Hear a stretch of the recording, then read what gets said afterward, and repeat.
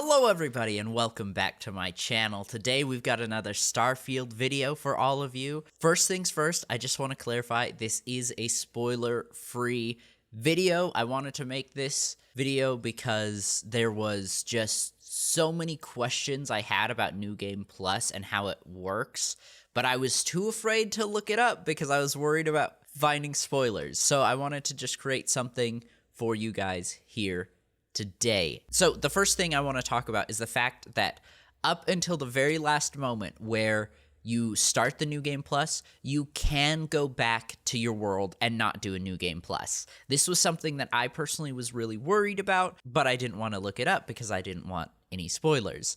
And so I was like quick saving every second I could, and I didn't have to. The game gave me the choice to not do the New Game Plus, and I really appreciated that. So let's talk about what you lose when you start a New Game Plus. Pretty much everything, besties.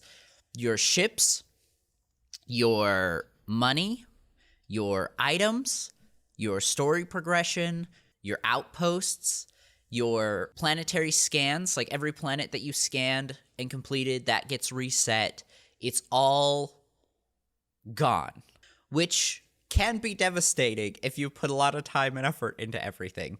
Now, let's talk about what you actually get to keep. I wasn't entirely honest about the ship part because you do lose all your ships except for one, the Frontier.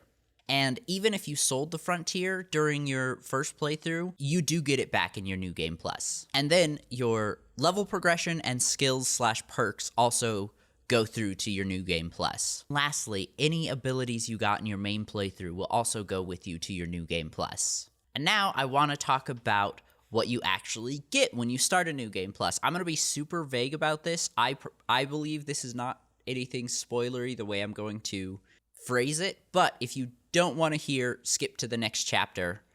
Should be in the description below.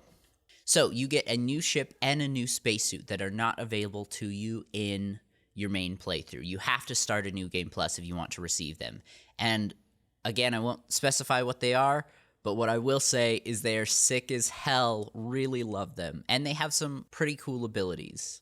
So just as a final note on New Game Plus, I think this is one of the most unique ways a game has handled a New Game Plus. It's really cool, it's really creative, and it fits into the lore and story of the game just stupidly well.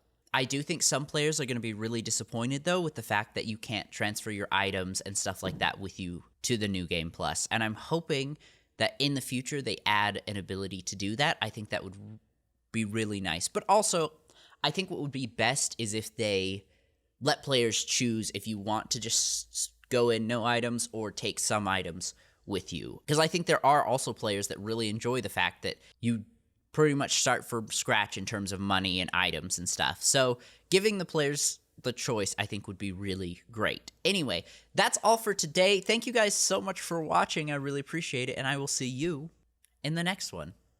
Mother Goose out.